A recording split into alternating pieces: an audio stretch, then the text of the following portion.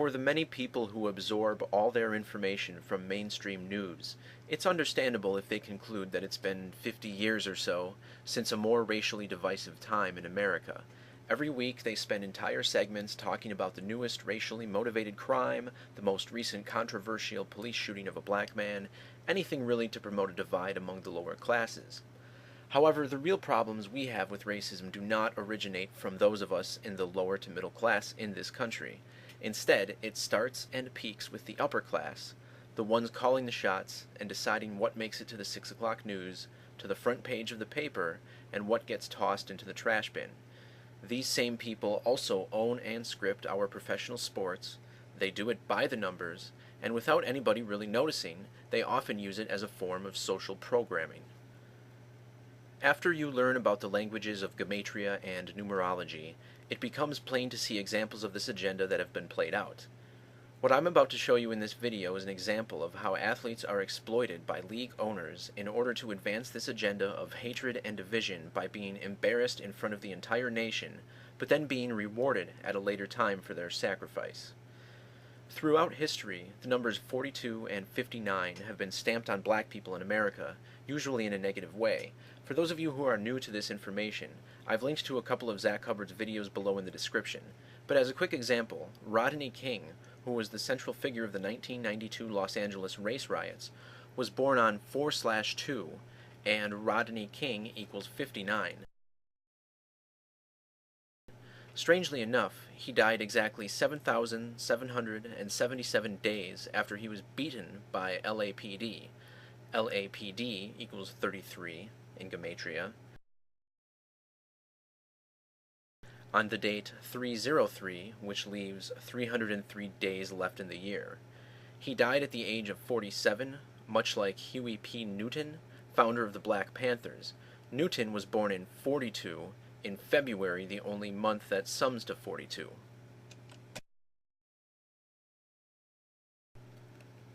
Here you see a picture of Huey P. Newton next to his Black Panther quarterback grandson, Cam Newton. Dare I say that's a match.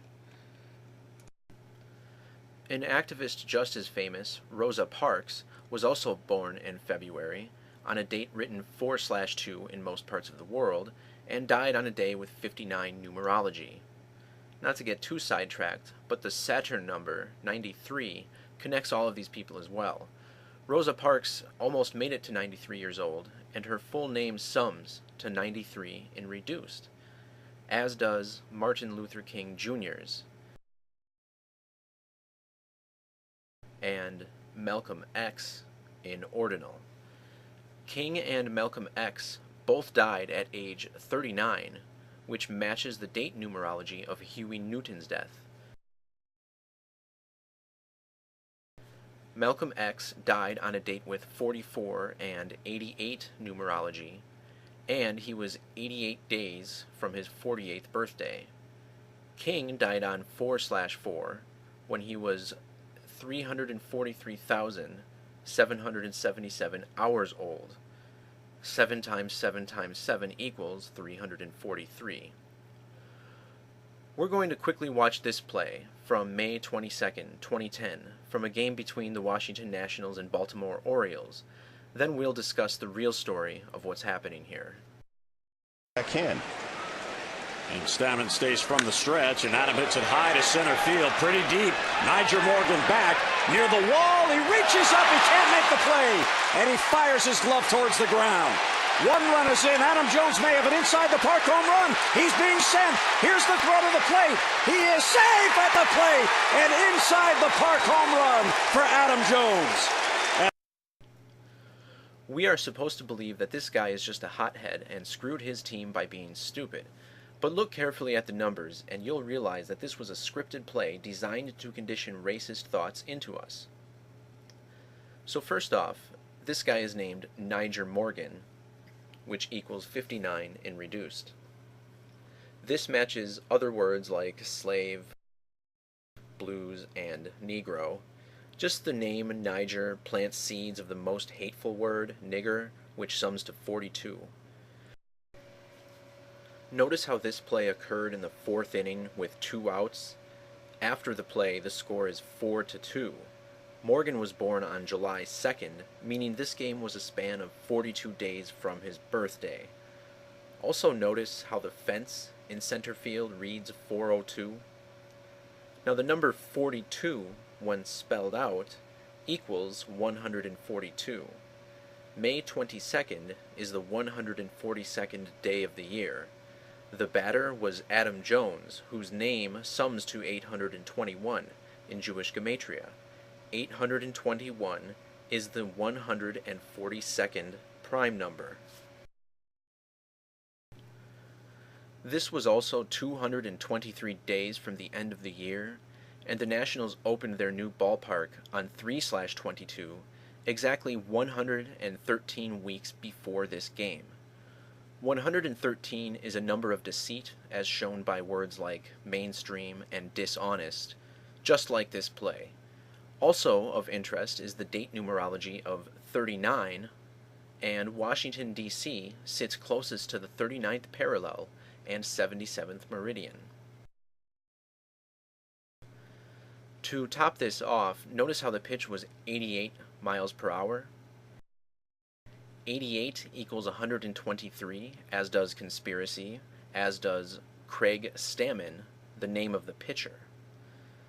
Let's see what Nyjer Morgan said about this play. My emotions got to me there because I knew I should have had the ball. And, it's just one of those things where, I let my emotions get to me out there, which I normally never do.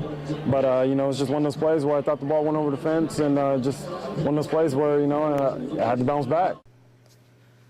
I guess it was just one of those plays, as in one of those plays where you get shamed by your racist bosses in exchange for some fame. Just 1 year later, Morgan was traded to Milwaukee, where he became known for one of the best moments in Brewers history. In extra innings of the decisive Game 5 of the 2011 NLDS, Morgan hit a walk-off single and became a local hero.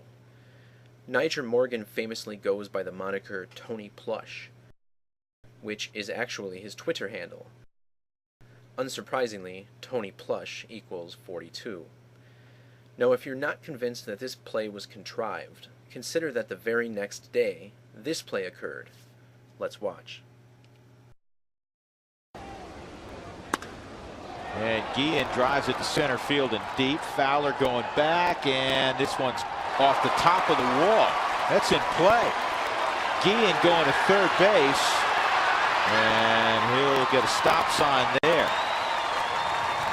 I tell you without the tantrum, that was reminiscent of Nyjer Morgan. He thought that ball was out of the ballpark. Let's watch it again, see what happened. He thought it was. He sure did think it was out of the ballpark. And Dexter Fowler gave it his best. And try to get it. The glove. Oh no, my glove. Gets off the wall, hits Dexter, ricochets over. Then you have coverage coming. Let's watch there. He's checking the wall. This play certainly doesn't pass the smell test. The center fielder makes no real effort to catch the ball as he jumps, choosing instead to use his hand to grab the top of the wall, of course losing his glove over it in the process. This player is Dexter Fowler. Notice how he wears number 24, and has a very interesting birthday of 3/22/86. So not only was he born on 3/22, but that had date numerologies of 31, 130, 39, and 93, which is fitting for the date of this game, which had the Saturnian 1331 numerology. But notice how Fowler was 303 days, or 9 months and 30 days from his next birthday. He was also 8,828 days old, 88 and 28 being two numbers that are connected, as I've talked about before. The pitcher, Esmil Rogers, equals 59. Did you notice how the hit also came on an 88-mile-per-hour pitch? Perhaps coincidentally, this stadium is also on the 39th parallel, and it was 1 month, 13 days after the ballpark's 37th anniversary, meaning there were 322 days left until its next. Oddly, Fowler ended the game with a .227 batting average as well. No doubt due in part to this game, Fowler is in good graces with the MLB brass, as proven by his move to the Chicago Cubs before the 2015 season. There, he had his name etched into history as a member of the team that broke the legendary curse. Now that's going to do it for this video. I'm leaving links to the clips shown in this video down below. Please visit the link with the Nyjer Morgan play and give my comment a thumbs up so more people can see it and wake up to this ruse of professional athletic theater. Thanks for watching.